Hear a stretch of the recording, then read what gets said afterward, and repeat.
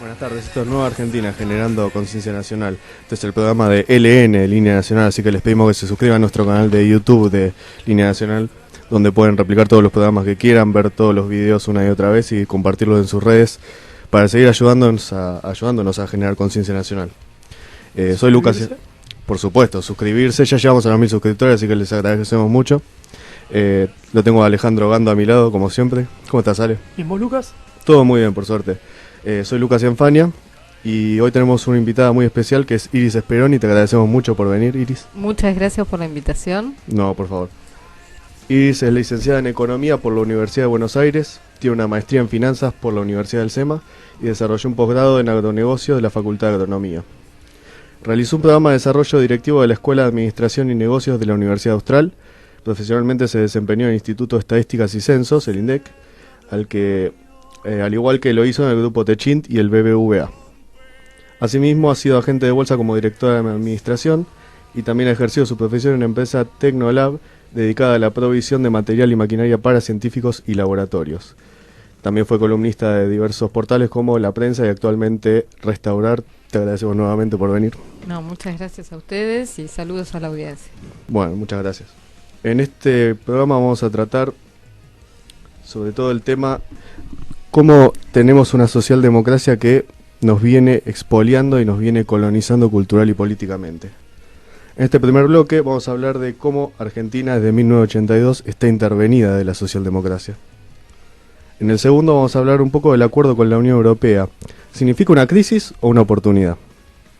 Y en el tercero, finalmente, hablamos de una Argentina que se hunde con esta situación actual y cómo podemos salir con 20 medidas para reactivar el país.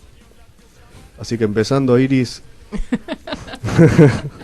Espero que se las acuerde. Viene fácil. Sí, fácil. No, vamos más coloquialmente, por supuesto. No, está muy bien. Iris, ¿para vos Argentina tiene un problema político o económico? No, creo que nuestro problema es político. Realmente suena terrible para la gente que la está pasando mal decir que en la Argentina no hay problemas económicos. Parece una tomadura de pelo, pero la verdad es que no existen problemas económicos objetivos en la República Argentina. Tenemos una producción agropecuaria gigantesca, producción de energía, una industria totalmente parada pero capaz de producir un montón. Todos los problemas que vivimos son causales políticos pura y exclusivamente. Desde ya. Yo, lo he dicho numerosas veces, creo que la Argentina está intervenida. Es una intervención que se produjo cuando perdimos la guerra de Malvinas. Nos intervinieron los ganadores de la guerra. Y a partir de ahí es maniatarnos permanentemente para que nos salgamos del lugar en que estamos y es más, sumergirnos cada vez más y darle aire a nuestros vecinos, básicamente Chile y Brasil, ¿no? Para anularnos. Sí. Un país que siempre tuvo un proyecto de nación, un país que siempre tuvo una convicción interna de ser un país especial. Esto no lo digo yo, lo dice un globalista como es ya me voy a acordar el nombre, pero que la Argentina y Estados Unidos son los dos países que nacieron con una convicción de un mandato interno, de un mandato de ser distintos. Y no lo podemos cumplir desde la intervención después de perder la guerra, que ejecutó primero Alfonsín y después todos los que vinieron después. Podríamos decir entonces que el problema es un poco no en realidad cumplir o no cumplir las expectativas económicas, sino no tener objetivos políticos a alcanzar. Yo diría que quienes gobiernan no tienen como objetivo llevar adelante el proyecto nacional que existe desde el siglo XIX. La Argentina tiene un continuo que se bancó conservadores, radicales, gobiernos peronistas, golpe de Estado, y sin embargo, si uno se puede separar puede despejar las peleas internas, que las hubo y sangrientas, digamos, no es que no estoy minimizando el problema. Sin embargo, hubo un hilo conductor que empieza con ocupar el país, tener ferrocarriles, después tener flota, qué sé yo, la segunda presencia de Roca, ocupar la Antártida, Mosconi, Sabio, el Pulqui, pero Perón se va lo echan, digamos, y después el programa de energía atómica continúa. Aluar es posterior, Onganía hizo represas, o sea, es una línea continua que pasa incluso por golpes de Estado. Todo eso se frenó. ¿Por qué? Porque quienes dirigen el país no tienen ningún interés, no solo no tienen interés en continuar esa línea rectora que tiene más de 100 años de continuidad, sino por el contrario empezar de a poquito a destruir todo lo construido, que es lo que están haciendo. Hay cosas que son claras, o sea, el plan Brady puso como condición destruir los ferrocarriles y destruir la educación argentina. Pero hubo un montón de gente que fue y levantó la manito en el Congreso Educativo para destruir la educación argentina. Y todos los que participaron activamente en el gobierno de Menem, los del gobierno de Alfonsín y posteriores fueron premiados permanentemente con diputaciones o puestos en el Ejecutivo. O sea que evidentemente hay una línea rectora ahí que son todos muy obedientes y la cumplen.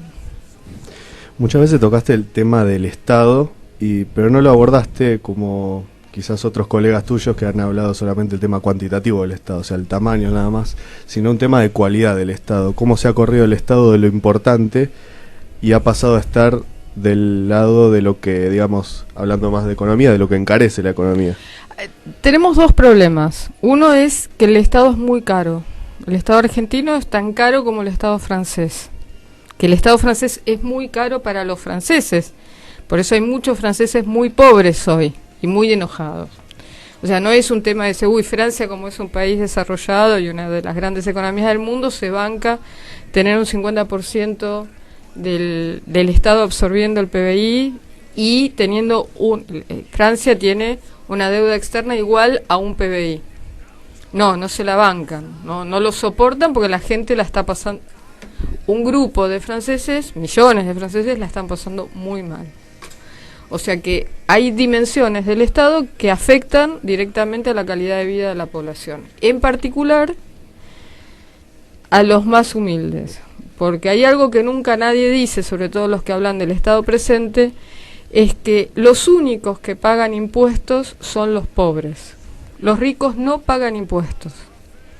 Eso es una cosa que hay que grabársela cada vez que se sube un impuesto. Porque, voy a dar un nombre, Coca-Cola le ponen un impuesto, lo carga al producto.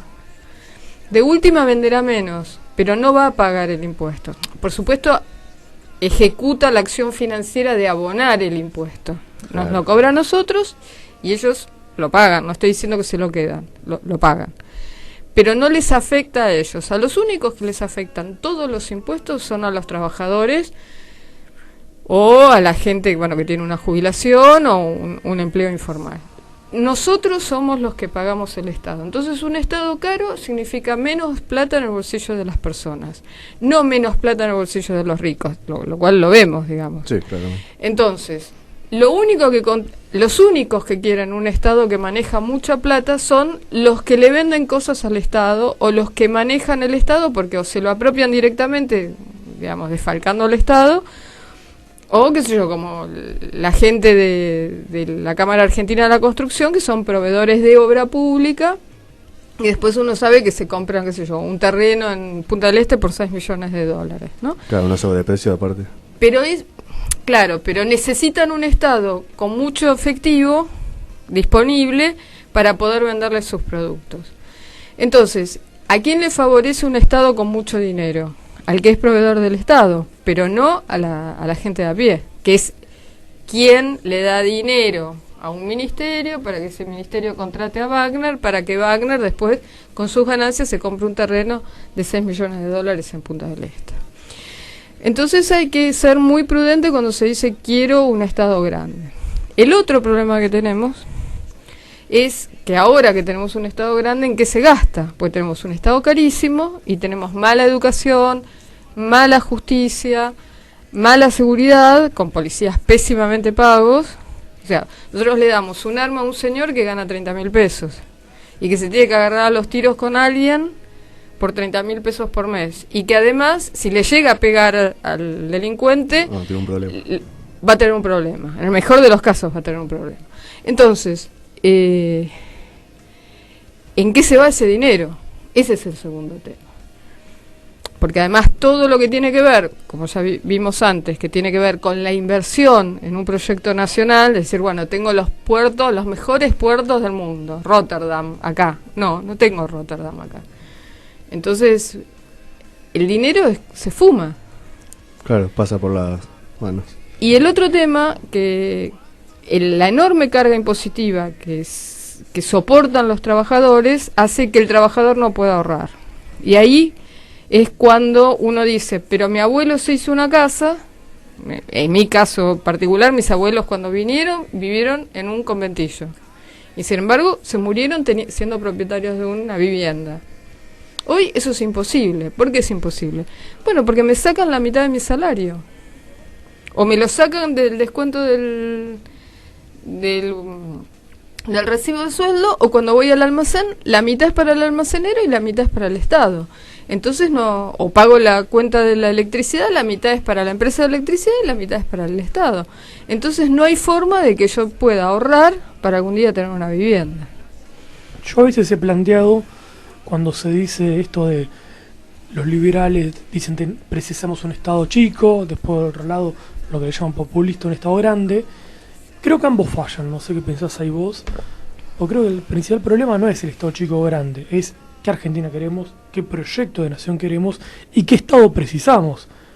No sé si opinás vos ahí igual, que estamos criticando en realidad un Estado que es gigantesco actualmente, pero como bien decís, se va el dinero no sabemos dónde, porque no tenemos objetivos a alcanzar, como una mejor educación, una mejor justicia, una mejor seguridad, una mejor defensa, una mejor protección de los recursos y demás.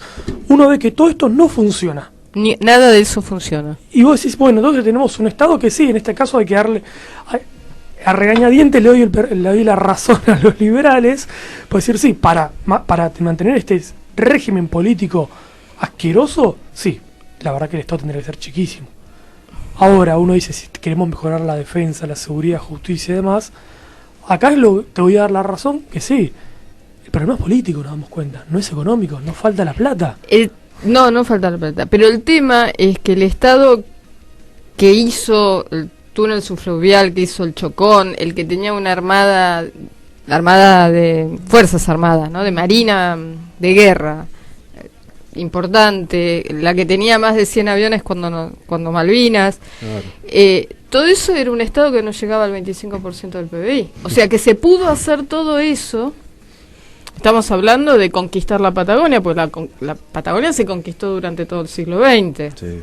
En los hechos, ¿no? Sí, hacer pueblos, hacer puertos, toda la marina mercante, ELMA, todos los astilleros, hacer la Comisión Nacional de Energía Atómica, toda la inversión que hubo en YPF, porque al principio era explorar y no obtener nada. Todo eso se logró con un Estado que costaba entre el 20 y el 25% del PBI, que era otro PBI, no era el PBI enorme comparado, ¿no? Que tenemos ahora. Toda la salud que hizo Carrillo. Carrillo, claro. O sea, Perón con todo lo que hizo nunca gastó más del 25%. Y ahora no pueden hacer nada. Con 50. Con 50. Entonces, acá son dos cosas diferentes. Y el tamaño no es menor. Porque esa diferencia de 25%, o sea, de pasar de 25 a 50, es lo que los trabajadores no ahorran. La diferencia que hace que una persona en 20 años se pueda comprar una casa es ese 25% de su sueldo que no ahorra. Porque estamos entre sacarle un 50 o un 25% a la persona de su sueldo.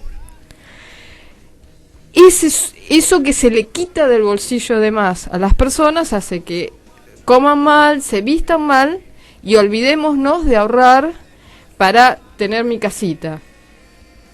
Entonces, el impacto que hace en los patrimonios de las familias es brutal. Y yo creo que un pueblo pobre, acá y en Francia, es uno de los objetivos de la socialdemocracia, como mecanismo de dominación.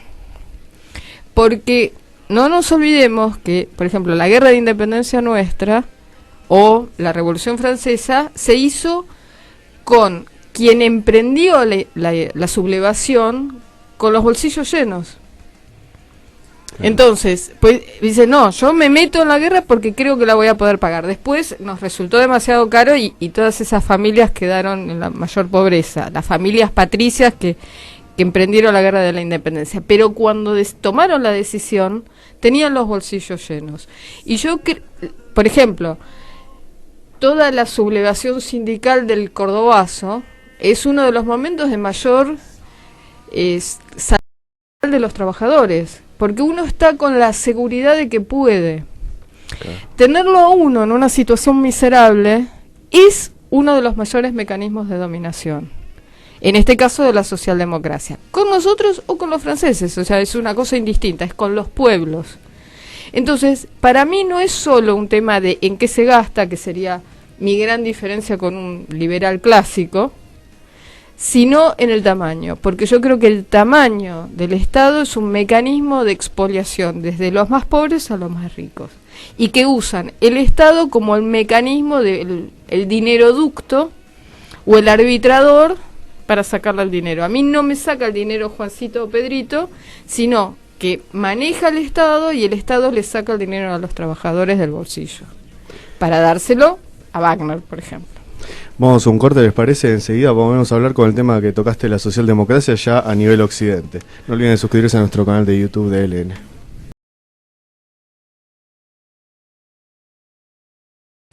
Seguimos en Nueva Argentina generando conciencia nacional. No se olviden suscribir a nuestro canal de LN en YouTube.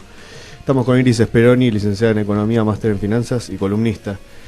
Iris, para hablar del tema de la socialdemocracia que también has traído, ¿tienen una idea nuestros políticos sobre, por ejemplo, la guerra comercial entre Estados Unidos y China? No sé, yo tengo muy mala opinión de los políticos argentinos. Creo que en general son gente muy aldeana, que pudo, qué sé yo, ir a Miami cuando empezó a robar y no antes, que no hablan de idiomas y que piensan que el exterior es Miami, donde hablan en castellano, porque bueno, la colectividad habla hispana es enorme. No, por lo general es rarísimo encontrar a alguien que sepa algo de internacionales. Para mí, los políticos más trascendentes de la Argentina, que hay muchos, ¿no? Pero por suerte tenemos muchos próceres, pero Roca y Perón era gente que tenía una clara conciencia internacional y entendían el país desde el exterior hacia adentro y no desde adentro hacia el exterior. Entonces, para mí, yo le diría a los chicos más jóvenes, antes que ninguna cosa, estudien internacionales. No necesariamente en forma formal en la facultad, ¿no? Es estar atentos, leer y estudiar idiomas, aunque sea para poder leer los artículos. Así que la respuesta es no, creo que nadie entiende nada. La gente que hay en Cancillería o que más o menos está en el tema y que algo saben, tienen una posición globalista, ¿no? La posición de sumisión que hemos tenido desde Alfonsín, que es subordinar la Argentina a los organismos internacionales, ya sea la OEA, ya sea, qué sé yo, la Comisión Interamericana de Derechos Humanos en lo legal, que puede revisar nuestros fallos, lo cual es inadmisible. Bueno, el Mercosur, que ha sido la herramienta para desindustrializar a la Argentina. Y bueno, una fascinación por todo lo que es europeo, porque se babean, ¿no? O sea, cualquier presidente que le dan una medalla en alguna universidad europea y se hacen pipí encima. Sí. Es vergonzoso. Creo igual, de todas maneras, que el actual presidente ha perdido todo decoro respecto de muchos otros que tampoco tuvieron decoro en presencias de otros mandatarios internacionales. La verdad que me da vergüenza ajena. Eso es como panorama general. Creo que hay una sumisión ideológica a la socialdemocracia europea, pero bueno, hay hoy un nuevo orden mundial que está mandando y que no abarca solo Europa occidental, ¿no? Abarca Canadá, es espantoso, Australia, Nueva Zelanda menos. Estados Unidos están peleándose entre ellos, entre las dos visiones de mundo. Por suerte alguien se está peleando. En Inglaterra se están peleando, es decir, bueno, acepto este nuevo orden mundial, lo peleo, digamos, el orden de los pueblos. Pero bueno, esos dos casos están en estado contradictorio, no es que ganó uno, pero los otros países ni siquiera se pelean. Bueno, esa es la situación nuestra. Y tenemos una dirigencia absolutamente colonizada mentalmente y dinerariamente. Por ejemplo, te pregunto el tema del Brexit, ahora que hablaste un poco de Boris Johnson, un poco de la Unión Europea. El tema Brexit es un tema que me fascinó. Desde el principio lo estudié muchísimo, creo que fui la única persona en toda la Argentina que dijo que iba a ganar. Y bueno, ganaron, todo el mundo decía que iban a perder y yo creo que no. Perón tenía una frase, ahora la voy a citar mal, pero es que cuando los pueblos se rebelan son como los ríos, que no hay forma de pararlos, ¿no? Creo que hay una rebelión soterrada en Occidente, en Bretaña fue en el 2014, 2015, en Bretaña francesa, ¿no? Y bueno, una rebelión que está en el pueblo inglés desde hace un montón. Yo en una charla que di en el Instituto de Filosofía Práctica, la están subiendo en YouTube, yo opino, es una opinión, es una conjetura, es que hubo un plan maestro en Occidente para perjudicar el sindicalismo internacional. No a los sindicalistas, que son de última parte del sistema, sino a los trabajadores calificados sindicalizados. Entonces la idea fue, ante una seguidilla en la década del 80 de huelgas, desarmar las industrias en los países desarrollados. Y entonces la industria de China se fue a China, la industria de Estados Unidos se fue a China y a México, la de Inglaterra se fue a la India, a Pakistán, la de Francia a China. Los alemanes se quedaron con todo y no desarmaron nada, es importante saberlo, y lo de la Argentina, que es un sindicalismo siempre muy conflictivo, lo mandaron todo a Brasil. Entonces quedó un montón de gente calificada, sin norte, sin ancla, con planes sociales y trabajando precarizadamente, y con sus hijos en trabajos precarizados.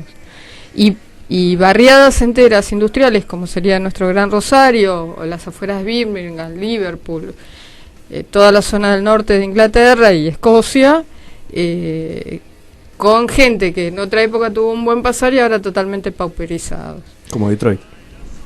Detroit es un caso fantástico porque hoy vive la 10ª parte de la población que hace 4 décadas atrás. Entonces, creo que el Brexit es una respuesta a decir, bueno, a mí la globalización no me sirve. Le servirá a algunos, si son los que la defienden. A mí no me sirve. Y esto es lo que está poniendo en crisis creo, a la socialdemocracia, pero bueno, hoy mandan. Es la parte fuerte y hoy mandan. Y la Argentina acaba de firmar un acuerdo con esa socialdemocracia ganadora y mandante. Lo que pasa es que no hay contradicción para los políticos argentinos, porque son los mismos políticos que nos metieron en el Mercosur y son los mismos políticos, la misma generación de políticos, hasta los mismos nombres y apellidos, que armaron la Constitución del 94 que subsume nuestro país a leyes exteriores.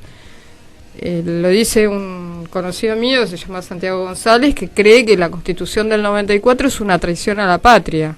Hace poco creo Macri mandó a premiarla porque se cumplen ya un par de décadas de la creación, sí, se cumplieron, y que llamaba a quienes votaron a favor de esta Constitución, de tinte socialdemócrata neoliberal, vamos a decir, mucha diferencia no hay entre ambos, y me llamó la atención que estaba citada Cristina Kirchner. Bueno, Cristina Kirchner fue la número... No fue una más, fue la número 2. Fue la vicepresidenta de la Asamblea Constituyente. El número 1 fue Alacino, que era el senador por Entre Ríos, y la número 2 fue Cristina Fernández, que era en ese momento senador... Bueno, no importa, porque las constituyentes son autoridades electas hasta el fin, ¿no? Fue constituyente por la provincia de Santa Cruz. Y era la número 2, o sea que es una autora de esta Constitución. Me llama la atención algo que dijiste en el primer bloque, ¿no? Que a veces lo mencionamos mucho acá en Nueva Argentina. Cuando declaras algo que comparto, que tanto Argentina como Estados Unidos sintieron ese destino histórico de liderar, ¿no? En el norte de Estados Unidos, Argentina lo sintió esto acá en el sur. Podemos percibir en la historia, se ha percatado de su papel en Sudamérica, que los demás países como que parece que lo siguen, ¿no? Exactamente, yo Sin creo que hay un tendencia. liderazgo ideológico, además de político, de toda la región. Y esto va a la pregunta aquí. ¿Lo tienen en cuenta nuestros políticos argentinos?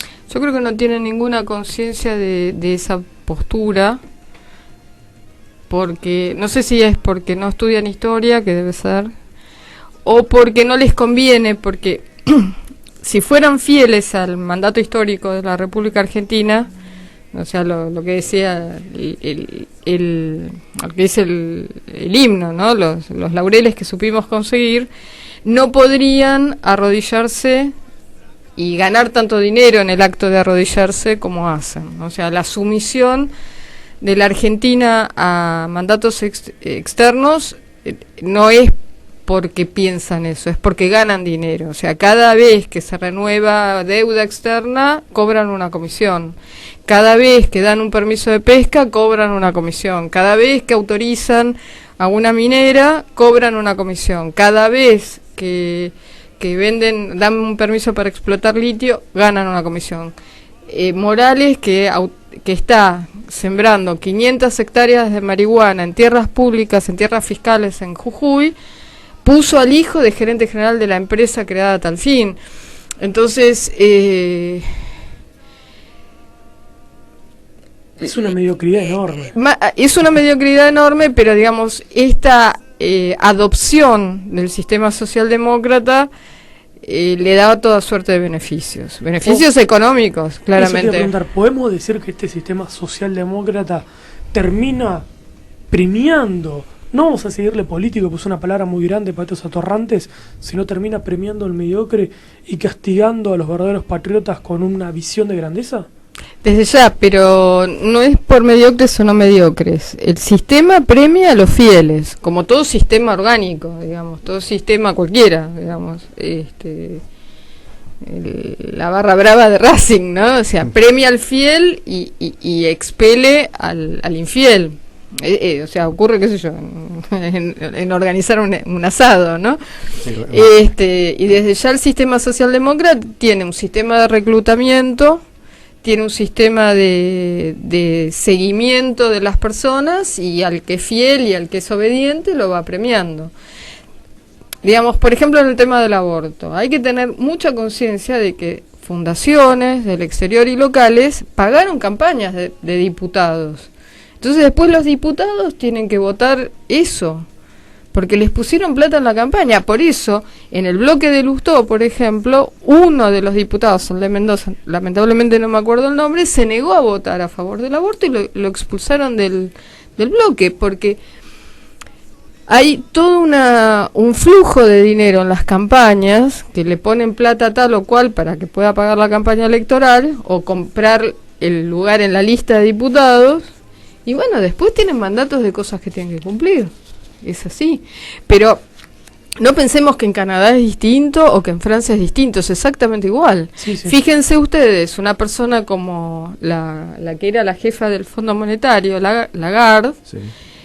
ella se fue de Francia prendida a fuego. Tiene todavía abierto una causa penal por malversación de fondos públicos por millones de euros. Entonces, para sacarla de Francia la pusieron al frente del Fondo Monetario porque tiene inmunidad diplomática. O sea, a ver, todo el régimen francés la puso por eso. Gana la oposición, que es Hollande, que era la oposición de Sarkozy, y la mantienen en el cargo. Claro. Y ahora la premian como presidenta del Banco Europeo. Una persona que sigue estando procesada por malversación de fondos fiscales en Francia. Con lo cual, al que es legal, lo premian, ya sea un diputado de Entre Ríos o la ex ministra de Economía de Francia. Para finalizar este bloque, ¿crees que habría algo que creo que se perdió en los que tenemos, llamémosle pensamiento revolucionario, que estamos en contra de esta partidocracia? Ver o volver a ver quiénes son los que ponen la plata detrás de los candidatos o detrás de los políticos para ver a quién responden. Bueno, quien se puso firme con eso fue el presidente de Hungría. es más, sacó una ley que prohibió, sí, prohibió que fundaciones extranjeras pongan dinero. Eso es fácilmente controlable a través de Cancillería y a través de, digamos, de modificar la ley de partidos públicos. Pero bueno, los que actualmente hacen las leyes son los que están en esto, así que hoy parecería difícil. Lo que uno tiene que hacer es organizar el campo popular, ganar las elecciones, como decía Cristina Fernández, y ahí hacer las leyes que impidan que esta gente reciba por lo menos dinero en blanco, ¿no? O sea, no hay forma de prohibir el dinero en negro, pero por lo menos que no sea descarado con giros en blanco. Es que ¿no? George Soros mismo, que salió a la lista de la Open Society de los políticos que le puso dinero para que votaran a favor del aborto, y hace poquito se empezó a hablar bastante de la Big Data. Por ejemplo, en Netflix salió una serie interesante de cómo se utilizó este conocimiento para que Trump gane las elecciones, ¿no? Por supuesto, uno dice, pero bueno, esto habla mal de Trump para tratar de terminar hablando bien de Hillary, que es una presidente socialdemócrata. Y bueno, Bayouet dice, bueno, ¿quiénes son los principales accionistas de Netflix? Y figura George Soros. Claro. Y uno empieza a decir, ahora entiendo por qué hablas de la Big Data en contra de Trump, pero olvidas mencionar las cantidades de millones y esa Big Data, cómo se utilizó. Por ejemplo, también lo utilizó Hillary, la plata de disrupción de Hillary y demás.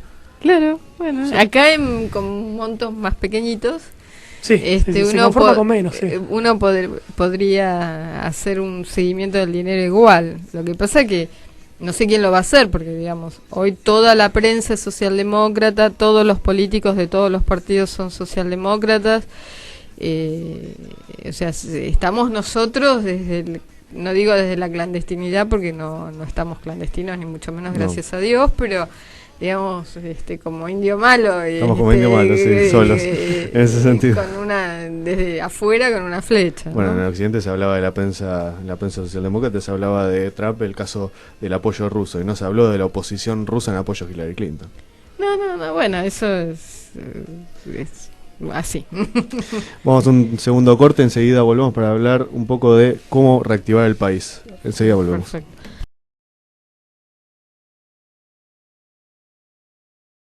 Seguimos en Nueva Argentina generando conciencia nacional. No se olviden suscribir a nuestro canal de YouTube de LN. Iris, recuerdo en un artículo tuyo hablando de este acuerdo, ¿no?, de libre comercio de la Unión Europea con lo que es Mercosur, podríamos llamar. Y uno no puede evitar observar como estos acuerdos, como bien mencionás en el segundo bloque, como Alemania no se desindustrializó, no fueron tontos, por supuesto ha terminado destruyendo a los que sí se neutralizaron, como España, Grecia y demás. Como estas patrias, España, Grecia, no pudieron hacerle frente a lo que es Alemania, a lo que yo te pregunto, ¿no es ingenuo pensar que a nosotros nos va a favorecer en realidad? Sí, yo creo que sí. En realidad uno no puede decir que esto es negativo por default. Todo dependerá de la letra chica y de la capacidad de nuestros negociadores. Yo, considerando que no tengo ningún respeto por nuestros representantes, tengo miedo de que negocien mal. En un esquema ideal, si uno me dice, bueno, yo no voy a tener ningún arancel, eso nos permitiría, por ejemplo, una industria tan pujante como la de la maquinaria agrícola, poder exportar maquinaria agrícola a todo el este europeo, Polonia, Hungría, República Checa, porque ellos están teniendo un boom agropecuario ahora, y ya estamos, con todos los problemas que hay, ahora estamos vendiendo maquinaria agrícola. O sea que sin aranceles sería una situación inmejorable.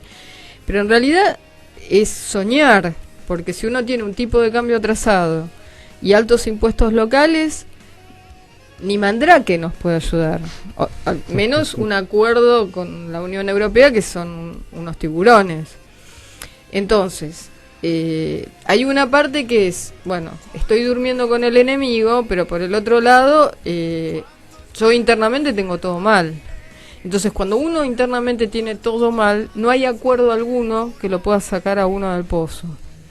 Digamos, si uno vive todo el día borracho, drogado, bueno, lo primero que tiene que hacer es ponerse sobrio. Después verás si uno conoce a una persona y puede armar una pareja y el otro te puede ayudar, pero lo primero que uno tiene que hacer es ponerse sobrio. La Argentina hoy no hay acuerdo que le pueda venir bien.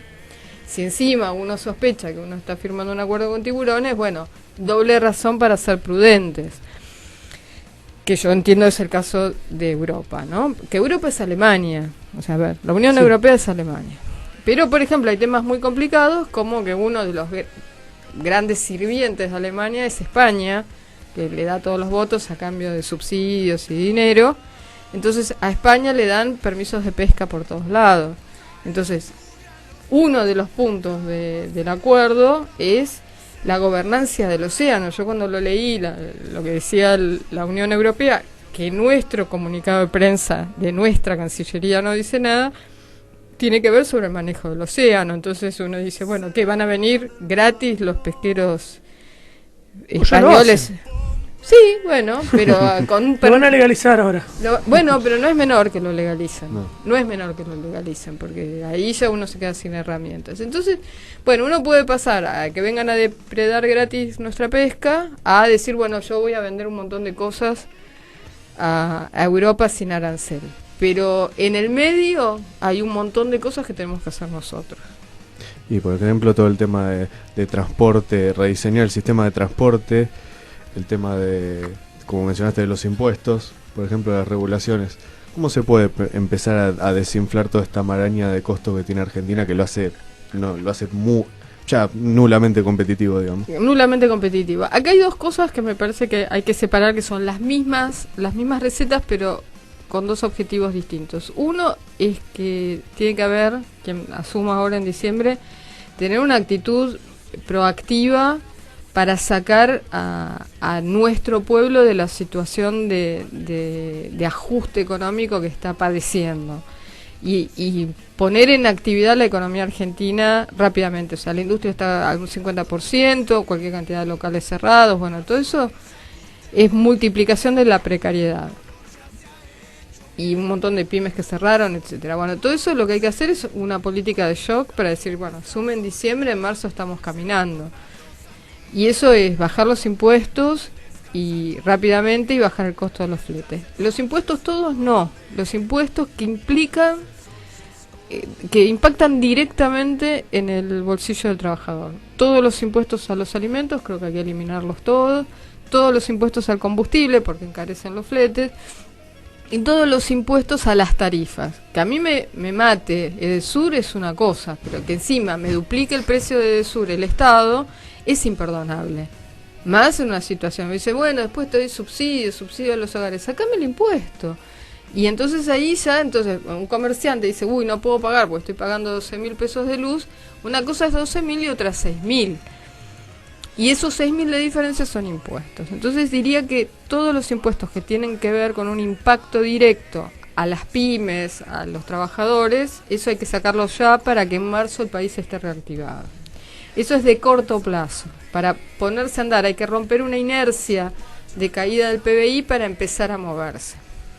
Pero después hay un tema de largo plazo, es decir, bueno, el país tiene que ser un país exportador. Yo escucho a veces a los políticos que dicen, no, hay que reactivar el mercado interno. Sí, para lo rápido, para que en marzo estemos caminando. Pero la Argentina tiene un 78% de ventas domésticas o de mercado interno. Eso es inadmisible. La Argentina tiene que exportar el doble, el triple y el cuádruple. Entonces uno ya lleva un aumento del PBI del 50% en muy poco tiempo. Y solo por exportación, porque el mercado interno es yo te vendo a vos, vos le vendés a él y él me vende a mí. Es cosa entre pobres. Lo único que puede traer riqueza desde afuera es la exportación. Claro, pues de escala.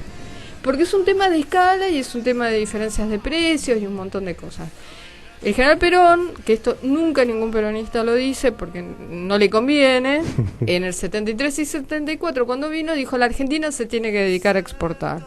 Y dijo varias cosas. Una es, nosotros nos tenemos que dedicar a las exportaciones agrícolas, lo dijo clarísimo, poniendo el agro como motor del país, pero también tenemos que cuidar el agua y el otro tema es tenemos que cuidar el medio ambiente. La Argentina hoy es el principal exportador del mundo de alimentos orgánicos.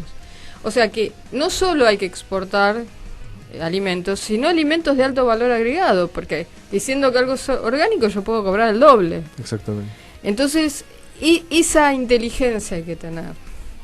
Pero otra cosa que nunca se fijan los productores rurales ¿Cuánto cobra un productor rural? Un productor cobra el precio internacional menos la comisión de la cerealera, de Cargill, de Nidera, de la que fuera, menos el flete.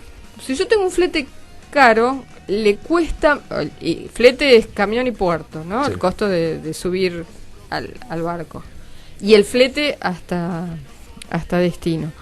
Si yo cobro caro el flete, es menos dinero que queda en el bolsillo de los productores, el productor de Provincia de Buenos Aires y el productor de Resistencia, de Formosa, Chaco, Santiago del Estero, donde sea.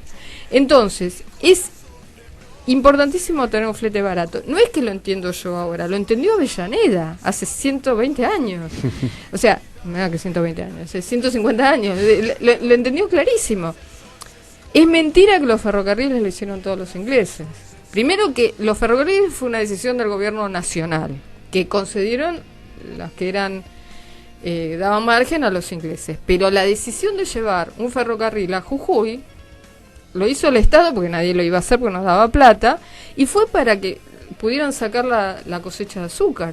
Entonces, es clarísimo que el flete en un país tan extenso es imprescindible. Entonces, acá hay varias cosas. Primero hay que sacar todos los impuestos a los automotores. Un camión sale el doble en la Argentina por la carga impositiva, y lo mismo con las cubiertas. Sacar todos los impuestos al combustible, el 55% del precio del combustible es impuesto que además uno sabe que el señor López se lo quedó. Claro. ¿Y el resto no se lo quedó o lo pagó? No lo sabemos. O sea, sabemos cómo por una cuestión política dijeron, él le cobró el impuesto a la gente y no lo integró al Tesoro Nacional. ¿Y cómo se comportaron el resto? Exactamente. Desconozco.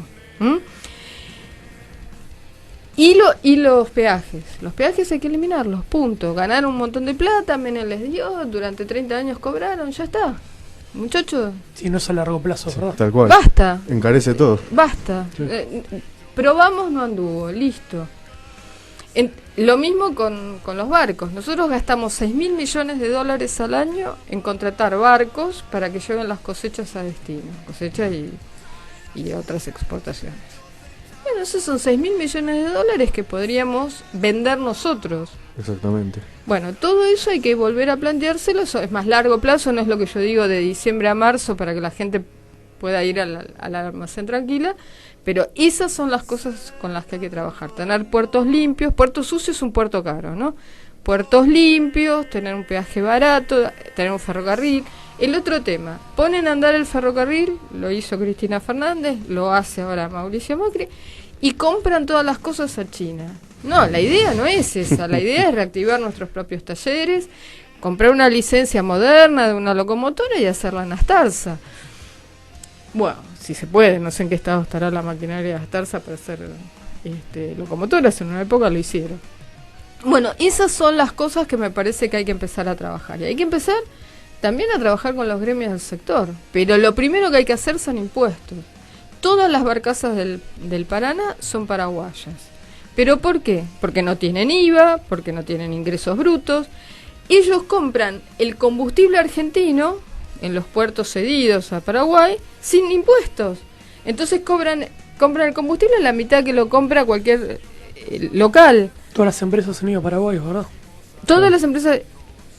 Porque después hablan del costo de los obreros. Sí, bueno, puede haber una carga sindical adicional que creo que hay que trabajarla también. Pero de los impuestos ni hablemos. Y después pagan 15% de impuestos a las ganancias contra 35%. Obviamente nadie va a ganar plata con esta situación, pero digamos, si ganara encima le tiene que dar un tercio al Estado. Esas son las cosas que hay que trabajar. Macri salió a decir de eso que vos mencionás, que el problema en realidad eran los altos salarios que estaban cobrando los del sector marítimo, marina mercante y demás. Nunca mencionó los impuestos, por supuesto, ni lo que mencionaste vos, de que han ganado las empresas paraguayas porque cobran mucho menos impuestos. Para él, no, el problema son los trabajadores. Es más, diría que las empresas paraguayas no son paraguayas, son argentinos que se mudaron al Paraguay. Ah, es tremendo eso, es tremendo. Es tremendo porque no tienen las situaciones básicas garantizadas acá. El día de la bandera, el señor Macri Agarró y dijo que el problema del costo del flete son los sueldos de los camioneros. Que yo le escribí a Doc una nota en la prensa, pues estaba tan enojada. Digo, con el precio del combustible que hay, que más de la mitad son impuestos, con el precio que tienen los automotores, con el costo del peaje, de los cuales él es uno de los propietarios de una de las concesiones de peaje, y que además de lo que cobra el camionero no se queda ni con la mitad de la plata, porque le sacan, antes del recibo de sueldo, le sacan un montón de dinero. O sea que lo que paga el contratista al chofer de camión no es lo que el camionero cobra. Se quedan con casi la mitad de su sueldo, el Estado. Entonces, me parece que con el último que tiene que hablar es con los camioneros. Ahí hay mucha gente antes responsable del alto costo de los fletes. ¿Ya nos están rajando? Sí, ya nos tenemos que ir, así que te agradecemos mucho, Iris. La verdad que fue una conversación realmente muy enriquecedora y nos sirvió mucho también para pensar cuáles son los próximos desafíos como argentinos que tenemos que dar. Sí, por favor, les pido estén atentos a las próximas actividades que vamos a ir generando en causa. Estamos preparando lo que es un curso plenario de pensamiento argentino. Ya vamos a ir. Y mismo para empezar a debatir lo que es el destino argentino, el proyecto de nación, con diferentes estudiosos en el tema, que creo que esto es la verdadera discusión política, como siempre decimos, no unas burdas elecciones que son dinero que terminamos pagando todo, para ver quién nos domina y quién no nos va a sacar de los problemas que tenemos actualmente. Así que los esperamos y bueno, te agradecemos mucho, Iris, por haber venido nuevamente. Un placer. Nos vemos el próximo sábado, vale. Nos vemos el próximo sábado.